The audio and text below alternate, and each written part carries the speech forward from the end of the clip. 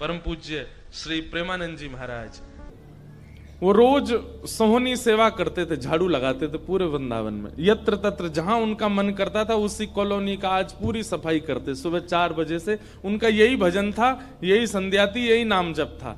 सोहनी लेते और लेकर के बुहारते पूरे मार्ग को। और हमारी आपकी तरह नहीं जोर जोर से, नहीं, धीमे धीमे। उनके मन में यह भाव था कि वृंदावन श्री प्रिया प्रियतम का ही स्वरूप है, इनके प्रति मैं रोष नहीं करूंगा, धीमे धीमे। और जब बुहारते थे तो अपने नेत्रों से ध्यान पूर्वक ब्रज की रज को देखते थे। कहीं कोई चिन्ह दिख जाए, कहीं किशोरी जी के चरण रज दिख जाए, कहीं ठाकुर जी के चरण दिख जाए। करते करते जब वर्षों बीत गए तो किशोरी जी के मन में भाव आया, हम नित्य रास के लिए वृंदावन में जाते हैं और पूरे वृंदावन को सुव्यवस्थित ये महात्मा करके रखते हैं, और इनकी एक ही अभिलाषा है कि हमारे चरण चिन्ह इनको दिख जाएं। एक दिन किशोरी जी ने उनको अपने चरण चिन्ह का दर्शन कराया। वो चरण चिन्ह देख करके उनके मन में विश्वास हो गया कि हे श्यामा जो चरण चिन्ह है, इसका मतलब चरण भी है, और चरण है तो मतलब आप भी हो। जब चरण चिन्ह तक ले ही आई हो तो आप अपने दर्शन भी करा दो। अब अगली उनकी स्थिति हो गई कि अब चरण चिन्ह नहीं, अब तो प्रत्यक्ष किशोरी जी को देखना है। लेकिन हमारे ब्रज की एक परंपरा है कि जब तक किशोरी जी की सखियां अनुमति नहीं देंगी ना, तब तक किशोरी जी के दर्शन नहीं हो सकते। इसलिए ललिता जी को मनाओ, विशाखा जी को मनाओ, यमुना जी को मनाओ, गोपेश्वर महादेव को मनाओ। सखियां जब रीझ जाएंगी तब किशोरी जी से मिलना होगा। वृंदावन रस अलग है। अभी हम 15 तारीख से जो कथा करने वाले हैं वो वृंदावन रस के ही ऊपर है। 15 से लेकर के 18 अप्रैल तक गांधी धाम कच्छ गुजरात में, जहां पर वृंदावन रसामृत पद लिखा गया, वहां उस कथा को आप लाइव सुनना। उसमें वृंदावन रस की ज्यादा चर्चा करेंगे। तो जब तक ललिता विशाखा आदि सखियां अनुमति नहीं देती तब तक किशोरी जी के दर्शन नहीं होते। लेकिन किशोरी जी तो चाहती हैं कि उनको दर्शन दें। तो एक दिन किशोरी जी ने रास करते करते अपना नूपुर वहीं छोड़ दिया, और नूपुर छोड़ करके किशोरी जी निकुंज में चली गई। आप सुबह सुबह जब सोहनी करने आए तो आपको वो नूपुर मिला, और नूपुर देख करके वो आनंदित हो गए। इतना सुंदर नूपुर, ऐसी सुंदर उसकी कलाकृति, इतना हल्का उसका वजन, इतना सुंदर उसका स्वरूप।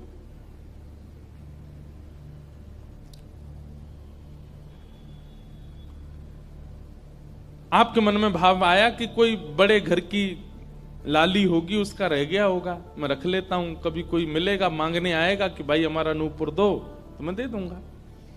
आपने वो नूपुर अपने पास रख लिया। नूपुर से दर्शन किशोरी जी ने कईयों को कराए। इसलिए वृंदावन में जब चला कीजिए ना, बहुत ध्यान पूर्वक देखते हुए पृथ्वी को चला कीजिए, क्या पता क्या मिल जाए।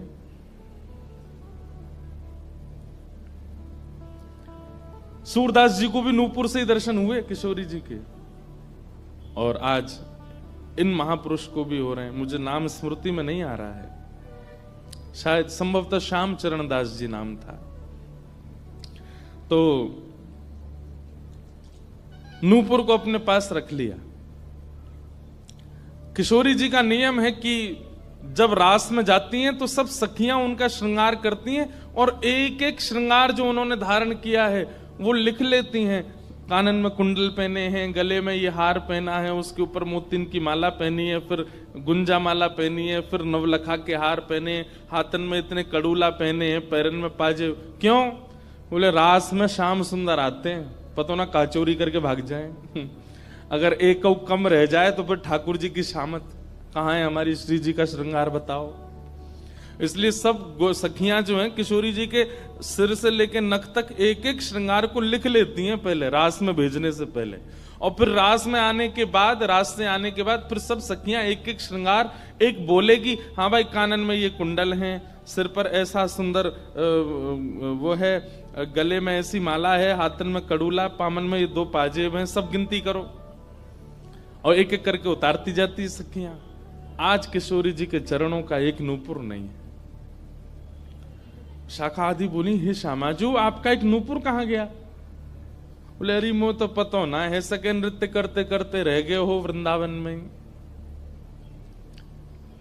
ललिता विशाखा बोली स्वर्ग के इंद्र के हाथी के दांतों से बना हुआ नूपुर है, वो सामान्य नूपुर नहीं है।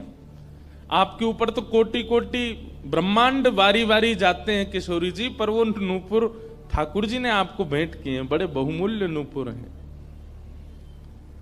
अब किशोरी जी बोली मोए ना पता कहां रह गए होगो कहीं पे। किशोरी जी तो मन बना चुकी है ना, दर्शन देना है उनको। तो ललिता विशाखा ने विचार किया कि हम ही जाती हैं, ढूंढ के आती हैं निकुंज में, कहां है, वृंदावन में।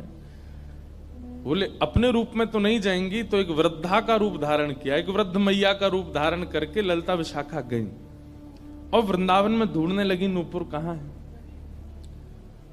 तभी ढूंढते ढूंढते वो महाराज जी सोहनी कर रहे थे, उनके सामने पहुंची। अरे बाबा हमारी लाली आई सवेरे सवेरे यहाँ पे और बाके पाम को एक नूपुर रह गयो, तेने देखो। बाबा बोले तुम कौन हो रही? बोले हम पास के गांव की रहवारी, हमारी बहू है वो और या की लाली है वो, जाको नूपुर रह गयो है। तो बाबा बोले मैं कैसे पहचान जाऊं कि तुम्हारी ही लाली का नूपुर है? भाई मनचले लोग हैं, बहुमूल्य वस्तु किसी पे देखते हैं तो सब अपना अपना बताते हैं। रोड में अगर 100 रुपया गिर जाए और 50 लोग वहां से निकल रहे हों, कि कोई पूछे भैया 100 रुपया किसका, सब अपनी जेब चेक करते, भले ही कुछ लेके नहीं थे, भले ही जेब में कुछ नहीं था, फिर भी देखते हैं लग तो मेरा ही रहा थे, मेरे जेब में 100 रुपए तो थे। सब अपना बताते हैं बहुमूल्य वस्तु को। तो मैं कैसे मानूं कि तुम्हारा नूपुर है?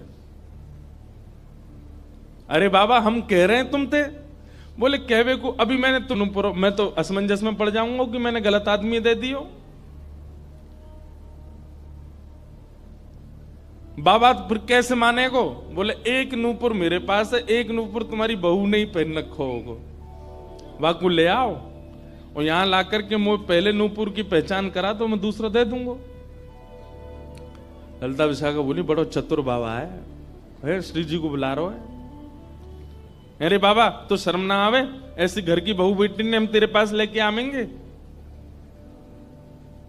बाबा बोले तो फिर चले जाओ, तुम पे भैया खूब धन धान्य, दूसरा नूपुर बनवा लियो, जो मुंह पे ही रहने दो। ललिता विशाखा बड़ी चिंता में लौट करके आई तो किशोरी जी बोली क्या बात है, आप इतनी चिंतित क्यों?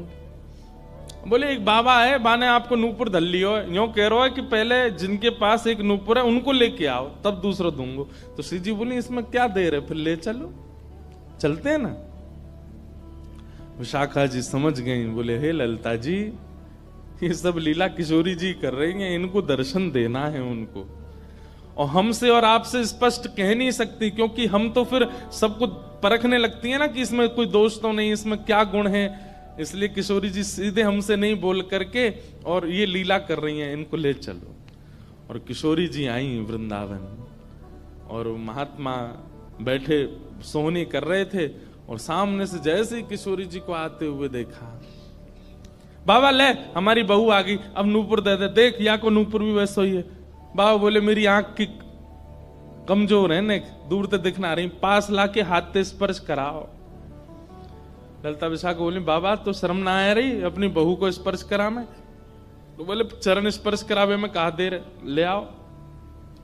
किशोरी जी समीप गई, जैसी चरण स्पर्श किए अपने हाथों से नूपुर पहना करके लिपट गए चरणों से। हे किशोरी जी, हे श्यामाजू, अब कृपा करो, मैं जानूं ना तो ये दोनों कोई बूढ़ी मैया हैं और ना आप इनकी बहू, आप साक्षात किशोरी और ये ललिता विशाखा हैं, अब मुंह पे कृपा करो। तो किशोरी जी ने उसी नूपुर से उन महात्मा के सिर पर एक चिन्ह बना दिया, अपने नूपुर का ही चिन्ह बना दिया और कहा बाबा अब जीवन भर ये छाप आपके मस्तक पर ही रहेगी, मेरे नूपुर की छाप। उन महात्मा के मस्तिष्क पर जैसे हमारे तिलक दिखता है, ऐसे प्रत्यक्ष नूपुर की छाप प्रत्यक्ष सबको दिखने लगी। अब ये तो थी उनके ऊपर कृपा, लेकिन इससे क्या हुआ कि वे महात्मा लौट करके जब अपने आश्रम आए तो उनके गुरुजी ने जब उनके माथे पर देखा तो वो बोले, ए तुमने अपने गुरु के द्वारा दिया हुआ चिन्ह बदल दिया, हमने जो तुमको तिलक दिया तुम वो क्यों नहीं लगाते, ये क्या लगाए घूम रहे हो। तो हाथ जोड़ के निवेदन किया, गुरुजी ये कोई तिलक नहीं है, ये कोई चिन्ह नहीं है, ये तो मेरी किशोरी जी ने कृपा करके अपने नूपुर का चिन्ह मुझे दे दिया है। तो गुरुदेव बोले, हाँ तू बहुत बड़ा भक्त है ना, किशोरी जी आकर के तुझको चिन्ह देंगी। कोई माने नहीं, सब बोले जाओ इसको मिटा के आओ, और जो मैंने तुमको चिन्ह दिया है वो लगाओ। अब पहले तो उनके हाथ कांपे कि मैं इसको कैसे मिटाऊं, लेकिन गुरु आज्ञा से ऊपर कोई नहीं। देखो ये गुरु निष्ठा होती है। किशोरी जी ने भले ही चिन्ह दिया, लेकिन गुरु आज्ञा है तो ठीक है। गए यमुना जल से सुबह से शाम हो गई मिटाते मिटाते, लेकिन वो चिन्ह मिटा नहीं उनसे। शाम को लौट करके आश्रम आए तो गुरुजी बोले, मैंने तुझे सुबह टोका था ना ये चिन्ह मिटा के आ, और तू अभी भी नहीं मिटा रहा। बोले गुरुजी मैंने प्रयास तो बहुत कर लिया लेकिन ये मिट नहीं रहा है। तब भी उनके गुरुजी माने नहीं। अब तो महाराज ये होने लगा कि गुरुजी को इतना क्रोध आ गया कि ये इतना हट कर रहा है कि हमारे द्वारा दिया गया तिलक चिन्ह उसको अस्वीकार करके और ये मनमुखा चिन्ह लगाए घूम रहा है माथे पर। गुरुजी ने सब अपने परिकर के लोगों को बैठा करके पंचायत करी आश्रम में। बोले इसको निकालो, जब हम में श्रद्धा नहीं, हमारे स्वरूप में श्रद्धा नहीं, हमारे तिलक में श्रद्धा नहीं, तो क्यों रहता है यहाँ पे। वो रोते रोते बोले गुरुजी मैं सत्य बोल रहा हूं, ये किशोरी जी ने चिन्ह दिया है और मैं खूब प्रयास कर रहा हूं, नहीं तो आप प्रयास कर लीजिए, ये मिट नहीं रहा है। अच्छा अब हमसे चाहता है कि हम तेरे माथे को छू करके मिटाएं, नहीं माने। तब उन्होंने नेत्र बंद करके किशोरी जी का स्मरण किया, हे श्यामाजू मैं किसी को प्रमाणित ये नहीं करवाना चाहता कि आप मुझे मिली हो, पर मेरे गुरु के चित्त में मेरे प्रति अविश्वास आ रहा है, इसके लिए कोई आप लीला करो। तो भगवान के सखा श्री सुबल जी की ये आराधना करते थे। ये जो महापुरुष थे ये ठाकुर जी के सखा सुबल का चिंतन करते थे कि कभी मैं ठाकुर जी से मिलने का मन हो तो सुबल, जैसे भगवान के सखा है ना, तन सुखा मन सुखा धन सुखा मधुमंगल श्रीदामा सुबल, तो ये सुबल का चिंतन करते थे कि सुबल कभी कृपा करेंगे तो मुझे ठाकुर जी से मिला देंगे। ऐसे सखियों का चिंतन करते हैं किशोरी जी के दर्शन करने वाले, और सखाओं का चिंतन करते हैं ठाकुर जी का दर्शन करने वाले। तो ये सुबल का चिंतन करते थे। तो किशोरी जी ने सुबल को बुलाया। सुबल आए, श्यामाजू आज्ञा करो। बोले आपको हमारा एक काम करना है। एक महात्मा पर हमने कृपा करके उसको अपने नूपुर का चिन्ह दिया है और उनके गुरुदेव को विश्वास नहीं हो रहा कि ये चिन्ह हमने दिया है, इसलिए वो आपकी आराधना करते हैं, आपको बहुत बचते हैं। आप जाकर के हमारी तरफ से ये प्रमाण दे दो कि हमने चिन्ह दिया, क्योंकि उस सभा में कई लोग ऐसे हैं जिनको मेरे दर्शन का अधिकार नहीं है और मैं तो जाना चाहती हूं पर ये ललिता विशाखा मुझे जाने नहीं देंगी, इसलिए आप जाकर के वहां प्रमाणित कर दो कि ये चिन्ह मैंने दिया है। तब भगवान के सखा सुबल साक्षात उस आश्रम में प्रकट हो गए और प्रकट होकर के जैसे देखा दिव्य देह, दिव्य तनु, दिव्य तेज निकल रहा है, सबने प्रणाम किया। बोले कि ये आपका परिचय। बोले मैं भगवान का सखा सुबल हूं। देख करके सबने बोले आप कैसे आए। बोले हे गुरुदेव आप अपने शिष्य पर इतने रोष कर रहे हो, ये चिन्ह ये किशोरी जी ने ही इनके माथे पर पधराया है, आप इनके ऊपर नाराज मत हो। अब सुबल प्रमाणित करके चले गए। अब क्या हुआ, गुरु जी को आत्मग्लानि होने लगी। बोले मैं गुरु हूं और मेरे चेला को ठाकुर जी मिल गए, श्री जी मिल गई और मुझे विश्वास नहीं हुआ। तब गुरु जी ने अपने गुरुजनों को, अपने श्रेष्ठ जनों से जाकर के कहा कि मुझसे अपराध बना है। ठीक है, गुरु शिष्य के ऊपर क्रोध कर सकता है, उसका कोई दंड नहीं होता, पर किशोरी जी के द्वारा कृपा की गई, मैंने उस पर प्रश्न चिन्ह उठा दिया, इसका तो मुझे दंड मिलना चाहिए। तब सब रसिक जनों ने विचार किया, बोले इसका क्या दंड दें। तो बोले आप एक काम कीजिए, दंडोत्सव कीजिए। दंडोत्सव।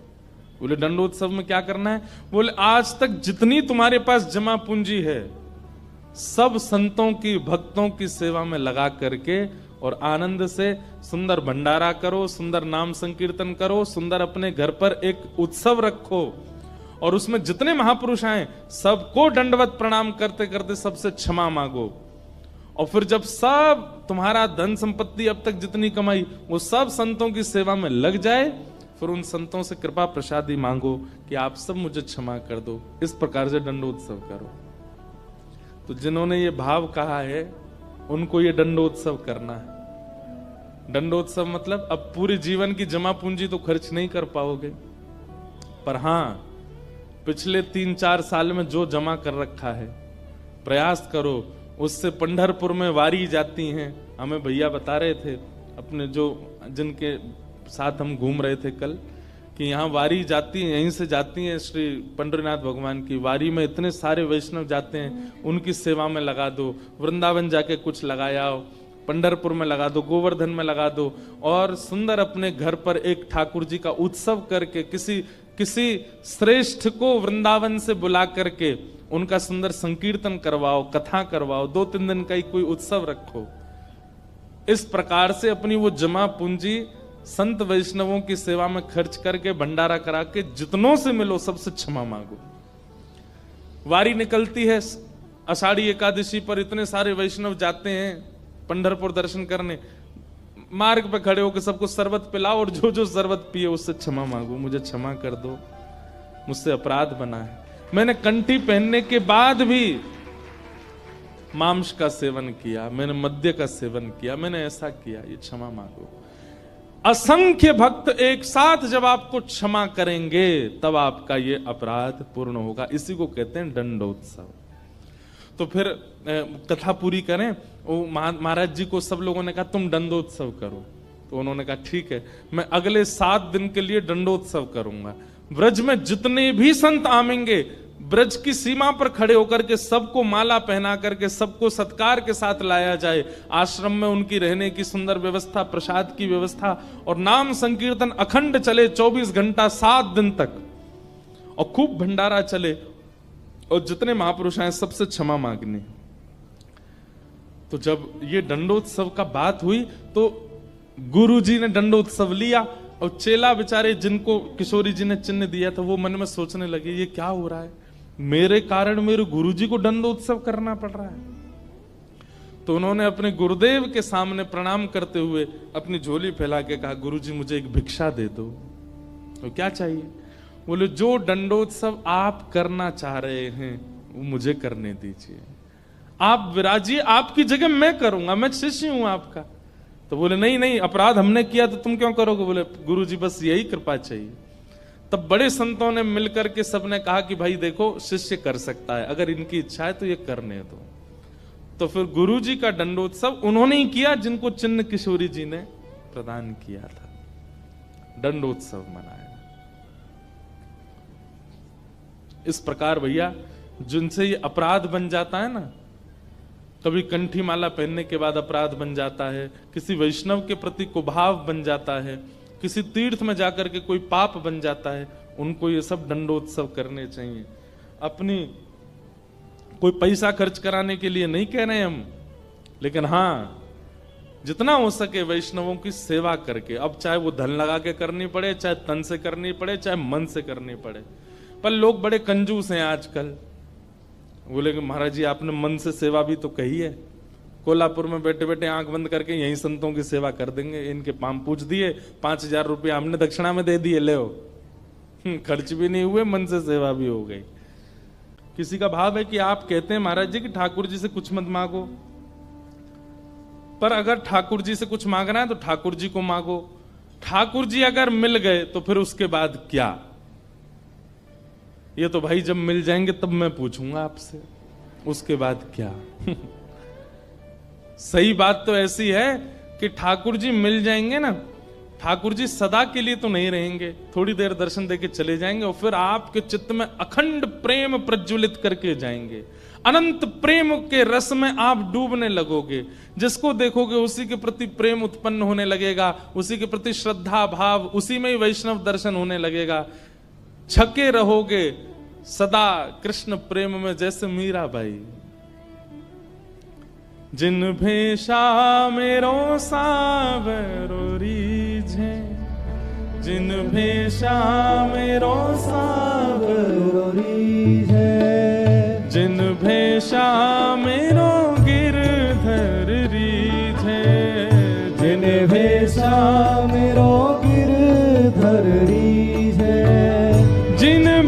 निर्वेशा प्यारो विठ्ठल री जय, निर्वेशा प्यारो विठ्ठल री जय। सोही भेष धरूंगी हो मैं तो सोही भेष धरूंगी। अरे हाँ मैं तो सोही भेष धरूंगी हो मैं तो सोही भेष धरूंगी। अरे हाँ मैं बैरागन होऊंगी, मैं बैरागन होऊंगी। ओ बाला